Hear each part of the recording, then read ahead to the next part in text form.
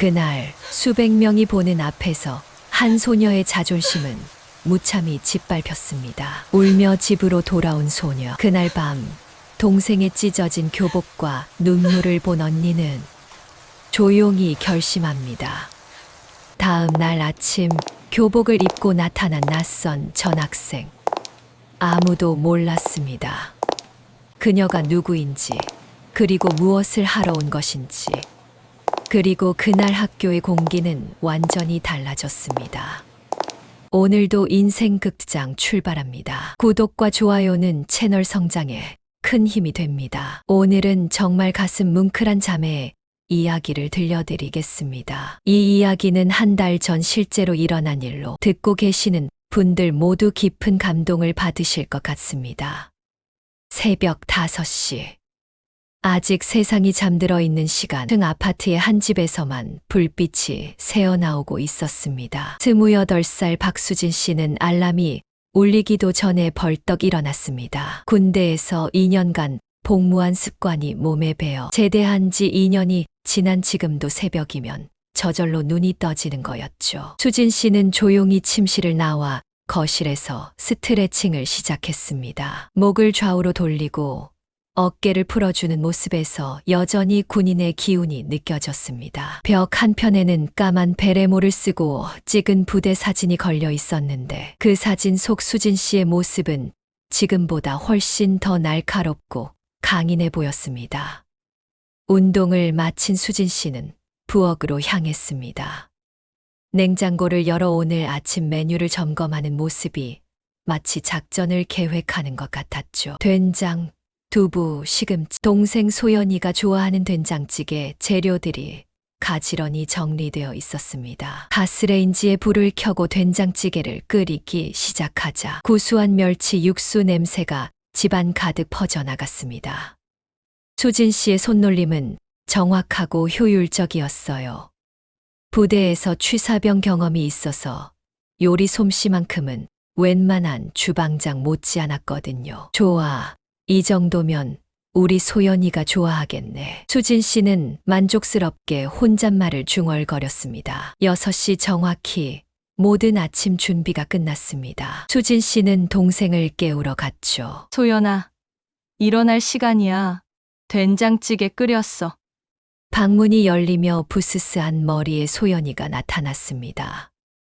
18살 고등학교 2학년인 소연이는 수진 씨보다 10살 어린 늦둥이 동생이었어요. 부모님이 일찍 돌아가신 후로는 수진 씨가 부모 역할을 해왔습니다. 언니, 벌써 아침이야? 소연이의 목소리에는 피로감이 역력했습니다. 너무 무리하지 마. 건강이 가장 중요한 거야. 수진 씨의 다정한 말에도 불구하고 소연이의 표정 어딘가에는 어두운 그림자가 드리워져 있었어요. 평소 같지 않은 모습이었죠. 식탁에 앉은 소연이는 수진 씨가 해준 계란말이를 보며 억지로 미소를 지었습니다. 와, 계란말이다. 언니가 해주는 계란말이가 세상에서 제일 맛있어. 하지만 수진 씨의 예리한 눈에는 소연이가 뭔가 숨기고 있다는 게 느껴졌습니다. 군대에서 평소 부하들의 컨디션을 파악하던 습관 덕분에 미세한 표정 변화도 놓치지 않았거든요. 소연아, 혹시 학교에서 무슨? 언니, 걱정 마. 정말 아무것도 아니야.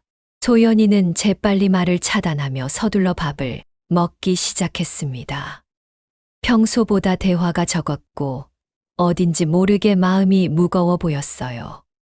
현관에서 소연이의 외출을 도와주며 수진 씨는 진지하게 말했습니다. 소연아, 언니가 항상 내 편이라는 거 알고 있지? 무슨 일이든 혼자 끙끙 앓지 말고 언니한테 말해. 소연이는 잠깐 언니를 바라보다가 고개를 끄덕였습니다. 알았어. 언니 다녀올게. 그런데 과연 소연이에게는 정말 아무 일도 없었을까요? 그리고 수진 씨의 불안한 예감은 왜 계속 커져가고 있었을까요? 그날 오후 4시 30분. 평소 소연이가 집에 돌아오는 시간이었는데 아무리 기다려도 소연이가 돌아오지 않았습니다. 수진 씨는 부엌에서 저녁 준비를 하며 계속 현관 쪽을 신경 쓰고 있었어요. 시계 바늘이 5시 30분을 가리켜도 소연이는 나타나지 않았죠. 걱정이 된 수진 씨는 소연이에게 전화를 걸었습니다.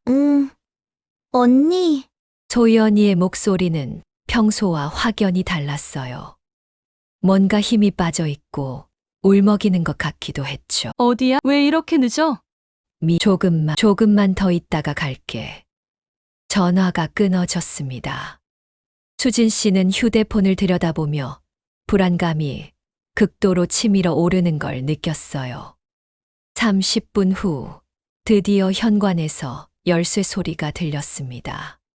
하지만 평소처럼 다녀왔습니다라는 인사 소리는 들리지 않았어요. 수진 씨가 현관 쪽을 바라본 순간 너무나 충격적인 광경이 펼쳐졌습니다. 소연이의 교복 치마는 흙투성이었고 흰 셔츠에는 갈색과 주황색 얼룩이 여기저기 묻어 있었어요. 머리카락은 헝클어져 있었고 얼굴은 울어서 빨갛게 부어올라 있었습니다. 소연아, 이게 뭐야? 수진 씨는 깜짝 놀라며 소연이에게 달려갔습니다. 소연이는 현관에 주저앉다시피 하며 억지로 참았던 울음을 터뜨렸어요. 언니. 어떻게 된 거야? 다쳤어? 수진 씨는 소연이를 부축해서 거실 소파까지 데려갔습니다. 소연이는 언니 품에 얼굴을 묻고 계속 울었어요. 다행히 외상은 없어 보였지만 정신적 충격이 심상치 않았습니다. 진정하고 천천히 말해봐. 학교에서. 소연이는 말을 제대로 잊지 못했어요. 계속 흐느끼기만 했죠.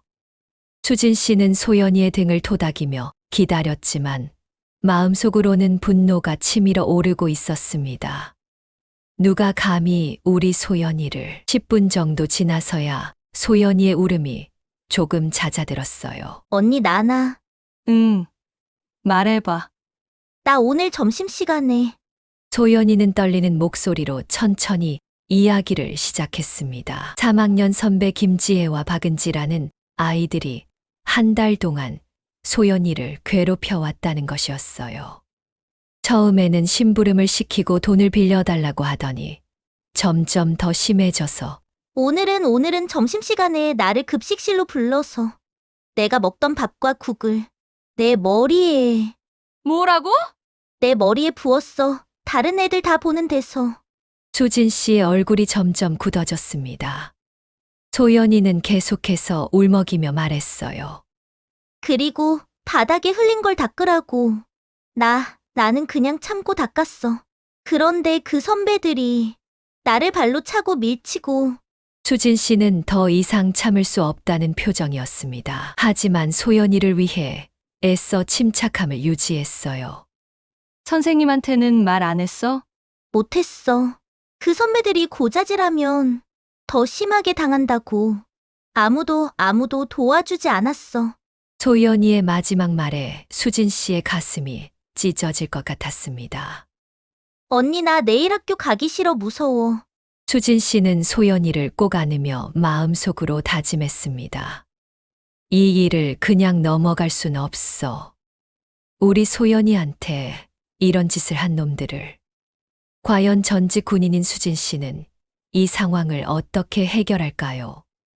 그리고 소연이를 괴롭힌 그 선배들은 자신들이 건드린 사람이 누구인지 알고 있었을까요? 계획. 그날 밤 9시. 소연이는 샤워를 하고 깨끗한 옷으로 갈아입었지만 여전히 기운이 없었습니다. 수진 씨가 정성스럽게 차린 저녁상 앞에 앉아 있었지만 젓가락을 들 생각조차 하지 않았어요. 조금이라도 먹어야 해. 먹고 싶지 않아. 배도 안 고프고. 수진 씨는 소연이를 억지로 먹이지 않았습니다.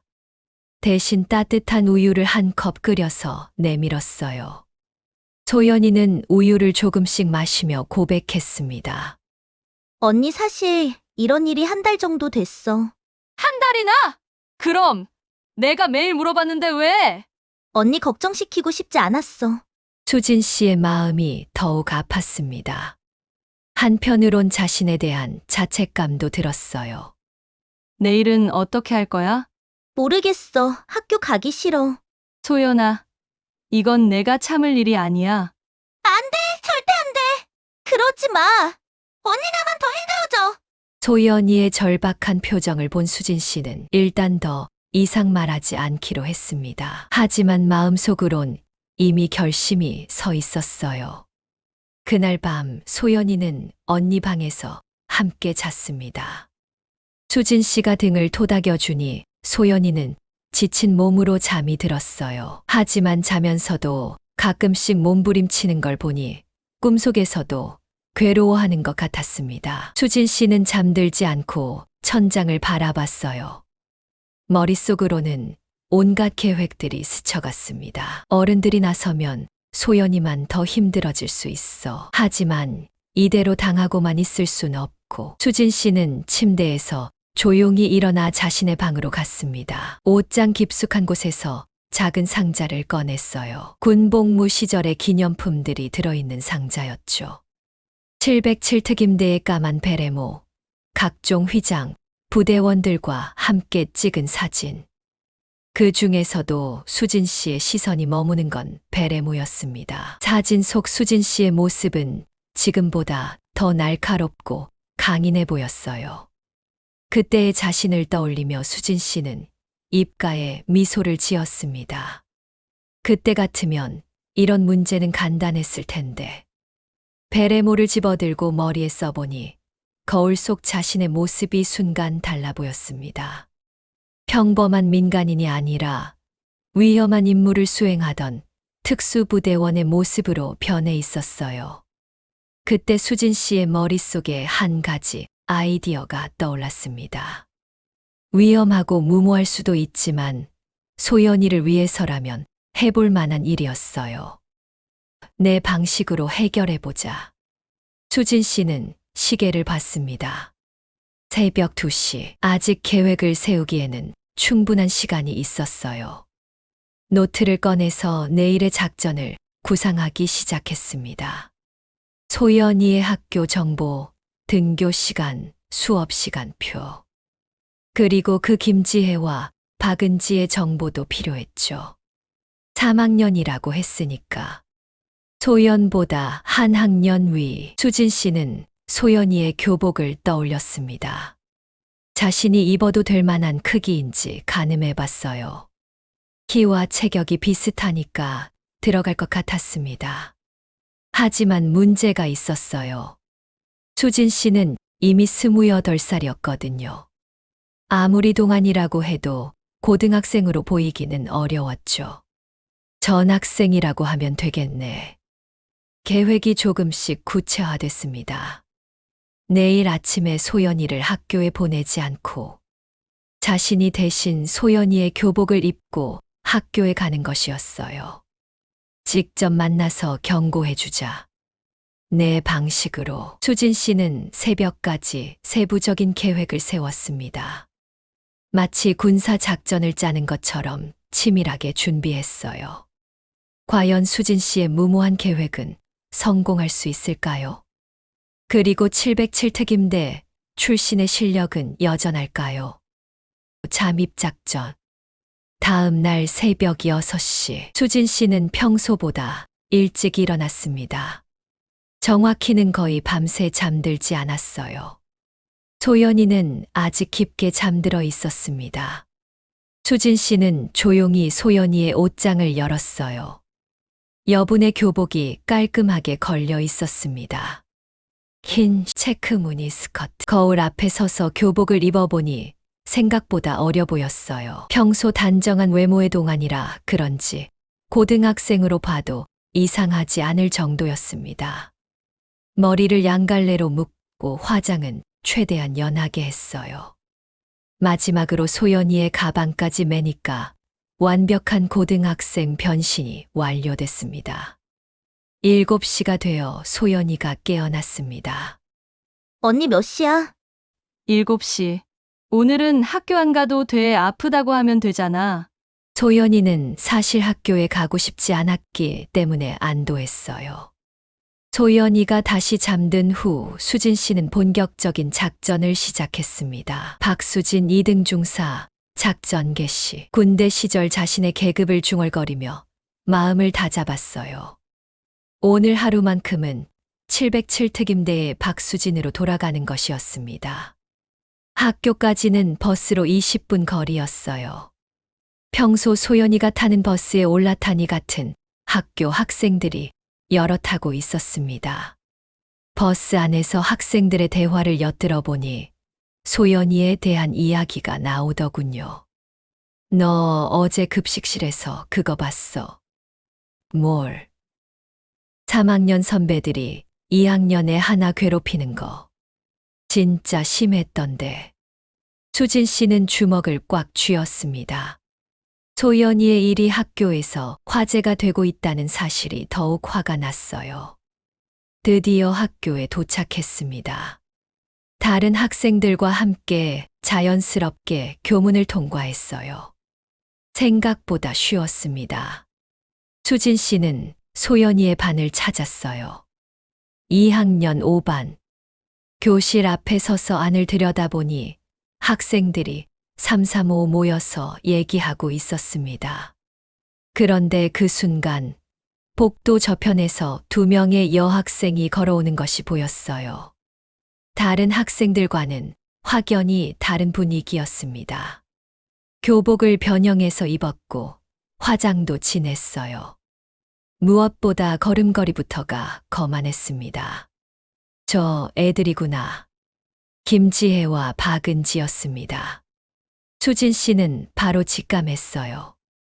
두 사람은 복도를 걸으며 대화하고 있었는데 그 내용이 수진 씨의 분노를 더욱 부채질했습니다. 어제 그 애 오늘 나올까? 진짜 웃겼는데 글쎄. 아마 울면서 집에 갔을걸? 맨날 약해 빠져서. 자신들이 한 일을 자랑스러워하고 있었어요. 수진 씨는 표정 하나 바꾸지 않고 그들을 따라갔습니다. 3학년 2반. 지혜와 은지의 교실이었어요. 수진 씨는 교실 문 앞에서 잠시 멈춰서 안을 들여다봤습니다. 심호흡을 한 후 교실 문을 두드렸어요. 안녕하세요. 교실 안의 학생들이 고개를 돌렸습니다. 처음 보는 얼굴이었죠. 저 오늘 전학 온 박수진이라고 합니다. 학생들이 웅성거리기 시작했어요. 전학생, 우리 반에? 선생님이 말씀 안 하셨는데. 수진 씨는 당황하는 기색 없이 대답했습니다. 아직 담임 선생님이 안 계셔서요. 일단 여러분께 먼저 인사드리고 싶어서. 김지혜가 관심 없다는 듯 말했어요. 아, 그래? 근데 갑자기 웬 전학? 가족 사정으로요. 전에 다니던 학교가 좀 멀어서. 과연 수진 씨의 위험한 연기는 계속될 수 있을까요? 그리고 김지혜와 박은지는 자신들 앞에 누가 서 있는지 알게 될까요? 위력. 수진 씨는 적당히 대화하면서 지혜와 은지의 반응을 살폈습니다. 다행히 둘 다 별로 관심 없어 보였어요. 근데 이 학교 분위기는 어때요? 전 학교에서는 좀 복잡한 일이 있어서. 지혜가 관심을 보이며 물었습니다. 복잡한 일. 뭔데? 선배들이 좀 어려운 분들이 계셔서요. 괴롭힘 같은 것도 있고. 수진 씨의 말에 교실 분위기가 조금 달라졌어요. 몇몇 학생들이 지혜와 은지의 눈치를 보기 시작했습니다. 은지가 코웃음을 치며 말했어요. 괴롭힘? 그런 거에 당하고 살았어? 네, 그래서 전학도 오게 된 거예요. 지혜와 은지가 서로 눈짓을 주고받더군요. 글쎄 여기도 선배들은 만만하지 않거든. 특히 우리 같은 사람들한테 잘못 보이면. 우리 말이야. 이 학교에서는 나름 유명하거든. 수진 씨는 속으로 비웃었습니다. 저들이 자신들의 행동을 자랑스럽게 여기고 있다는 것이 더욱 화가 났어요. 아, 그러시구나. 그럼 조심해야겠네요. 그래, 조심해. 특히 우리가 싫어하는 애들이랑 어울리거나 하면. 어떤 애들을 싫어하시는데요? 지혜와 은지가 킥킥거렸어요. 2학년에 박소연이라고 있거든? 그 애 완전 찐따야. 수진 씨는 분노를 참으며 대답했습니다. 아, 박소연이요? 응, 그 애랑은 절대 친해지지 마. 어제도 혼내줬는데. 은지가 신이 나서 어제 일을 자랑스럽게 얘기하기 시작했어요. 급식실에서 소연이에게 한 일들을. 완전 재밌었어. 울면서 도망가는 거 봤어? 완전 웃겼는데. 수진 씨는 더 이상 참을 수 없었습니다. 점심시간이 되자 수진 씨는 지혜와 은지를 급식실로 유인했어요. 혹시 아까 말씀하신 박소연이라는 애 얘기 좀 더 들을 수 있을까요? 왜? 뭐가 궁금한데? 그냥 저도 전 학교에서 그런 애들 때문에 고생했거든요. 지혜와 은지가 신이 났어요. 자신들의 경험을 자랑할 기회라고 생각한 거죠. 어떤 방법이 제일 효과적이더라? 사람들 앞에서 창피를 주는 게 제일 효과적이더라고요. 지혜가 눈이 반짝이며 어제 일을 더 자세히 설명했습니다. 대단하시네요. 그럼 내일은 어떻게 하실 건가요? 당연히 더 재밌게 놀아줄 거지. 수진 씨는 더 이상 참을 수 없었어요. 하지만 급식실에는 다른 학생들이 많았습니다. 혹시 좀 더 자세한 얘기를 들을 수 있을까요? 여기는 사람이 많아서 어디서? 계단 같은 곳에서 좋아, 가자. 세 사람은 5층 계단 끝으로 향했습니다. 사람이 거의 없는 곳이었죠. 그래서 뭐가 더 궁금한데? 수진 씨는 지혜와 은지를 바라봤어요. 이제 더 이상 연기할 필요가 없었습니다. 표정이 확 바뀌며 차갑게 말했어요. 궁금한 게 있어. 뭔데? 박소연이 누구 동생인지 알아? 지혜와 은지가 순간 당황했습니다. 수진 씨의 분위기가 갑자기 달라졌거든요. 동생. 그게 뭔 상관인데? 수진 씨가 한 걸음 앞으로 다가섰어요. 그 순간 그녀의 눈빛이 완전히 달라졌습니다. 많은 상관이 있어. 왜냐하면 내가 그 애 언니거든. 뭐라고? 박소연의 언니. 박수진 너희가 그토록 재밌게 놀아준 그 애의 언니야. 지혜와 은지의 얼굴이 창백해졌어요. 잠깐, 그럼 너 진짜 전학생이 아니라. 당연히 아니지. 나는 소연이 언니고 너희가 내 동생에게 뭘 했는지. 다 알고 있어. 수진 씨의 목소리에는 냉기가 돌았어요. 내 이름은 박수진. 그리고 전역한 군인이야. 그것도 특수부대 출신. 순간 계단은 쥐 죽은 듯 조용해졌습니다. 707특임대라고 들어봤어? 대테러 전담부대. 707특임대라는 말을 들은 지혜와 은지의 얼굴이 더욱 하얗게 변했어요. 특수부대. 맞아, 나는 테러범들하고 싸웠던 사람이야. 너희 같은 학교 일진들 정도는. 말을 끝내지 않았지만 그 의미는 충분히 전달됐습니다. 지혜가 울음을 터뜨리며 말했어요. 제발 우리 잘못했어. 용서해줘. 용서? 너희가 내 동생한테 용서를 구했나? 이제 진짜 707특임대의 실력이 발휘될 시간이 온 걸까요? 그리고 지혜와 은지는 과연 어떤 대가를 치르게 될까요? 새로운 시작. 수진 씨는 지혜에게 한 걸음 더 다가섰습니다. 지혜는 계단 난간에 등을 댄 채 더 이상 물러설 곳이 없었어요. 내가 너희한테 한 달 동안 매일매일 똑같이 해주면 어떨 것 같아? 은지가 공포에 질려 소리쳤어요. 안 돼. 제발 왜 안 돼? 너희는 괜찮았잖아. 수진 씨는 은지의 어깨에 손을 올렸습니다. 별로 힘을 주지 않았는데도 은지가 비명을 지를 듯 몸을 떨었어요. 그때 계단 아래에서 발소리가 들렸습니다. 누군가 올라오고 있었어요. 좋아. 마지막으로 한 번만 기회를 줄게. 기회? 지금 당장 소연이한테 전화해서 사과해. 그리고 앞으로 절대로 건드리지 마. 지혜가 떨리는 손으로 휴대폰을 꺼냈습니다. 전화 번호를 몰라. 그럼 문자로 해. 카톡으로. 지혜와 은지가 휴대폰을 조작하기 시작했어요. 제대로 사과하는 거야. 대충 하면 바로 알 거야. 두 사람이 문자를 작성했습니다. 소연아, 미안해. 우리가 정말 잘못했어. 앞으로 절대 그러지 않을게. 진심으로 사과해. 진짜 미안해. 우리가 너무했어. 용서해줘. 다시는 절대 안 그럴게. 보내. 두 사람이 전송 버튼을 눌렀어요. 이제 약속하자. 첫째, 소연이한테 다시는 손대지 마. 둘째, 다른 애들도 괴롭히지 마. 셋째, 이 일을 다른 사람에게 얘기하지 마. 알겠어. 만약에 약속을 어기면 그때는 정말로 너희를 가만두지 않을 거야. 안 어길게, 절대 안 어길게. 수진 씨는 계단을 내려갔습니다. 지혜와 은지는 그 자리에 주저앉아 있었어요. 화장실에서 거울을 보며 수진 씨는 찬물로 얼굴을 씻었습니다. 그리고 소연이에게 연락했어요. 응, 괜찮아? 문자? 잠깐 언니 이상해. 김지희랑 박은지한테서 사과 문자가 왔어. 그래. 아마 걔들이 양심의 가책을 느낀 것 같은데? 정말? 그런데 왜 갑자기 모르겠다? 아무튼 좋은 일 아냐? 그날 오후 수진 씨는 학교를 나와 집으로 돌아갔습니다.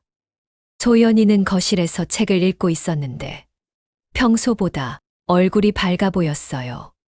저녁 식사 중에 소연이의 휴대폰이 울렸습니다. 또 문자 왔어. 김지혜 또 사과하는 내용이야. 소연이의 표정이 점점 밝아졌어요. 언니, 나 내일 학교 가볼까? 괜찮겠어? 응, 이제 괜찮을 것 같아. 다음 날 소연이는 오랜만에 밝은 표정으로 등교했습니다. 다녀왔습니다. 오후에 돌아온 소연이의 목소리는 활기로 가득했어요. 어떻게 됐어? 완전 달라졌어. 그 선배들이 나를 아예 안 보더라. 아니, 보긴 보는데 피하는 것 같아. 정말? 응, 그리고 점심시간에 지혜 선배가 나한테 와서 또 사과했어. 수진 씨는 내심 만족했습니다. 그 후 몇 주가 지났습니다. 지혜와 은지는 정말로 소연이를 괴롭히지 않았어요. 오히려 소연이를 피하는 것 같았습니다. 일주일 후 수진 씨의 휴대폰으로 모르는 번호에서 문자가 왔어요. 죄송합니다. 정말 잘못했습니다. 앞으로 절대 그러지 않겠습니다. 진심으로 사과드립니다. 다시는 그런 일 없을 거예요.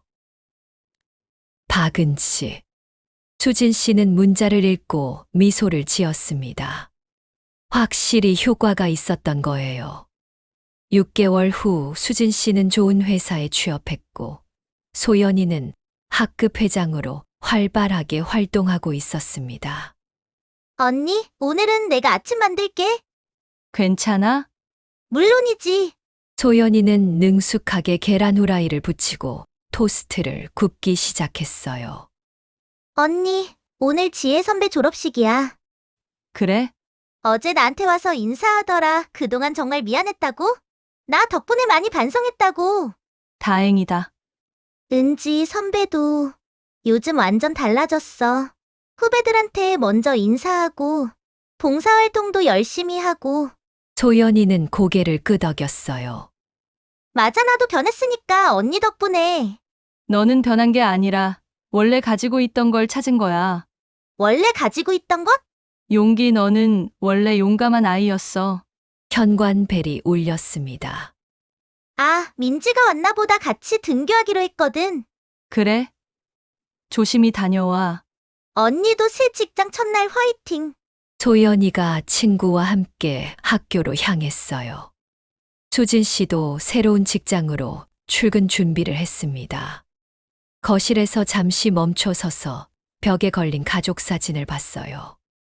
부모님과 함께 찍은 마지막 사진 옆에 최근에 찍은 소연이와의 사진이 나란히 걸려 있었습니다. 아빠, 엄마, 소연이 잘 키우고 있어요. 버스 정류장에서 수진 씨는 소연이가 보낸 문자를 봤어요. 언니 새 직장 첫날 화이팅. 저녁에는 내가 맛있는 거 해줄게. 사랑해.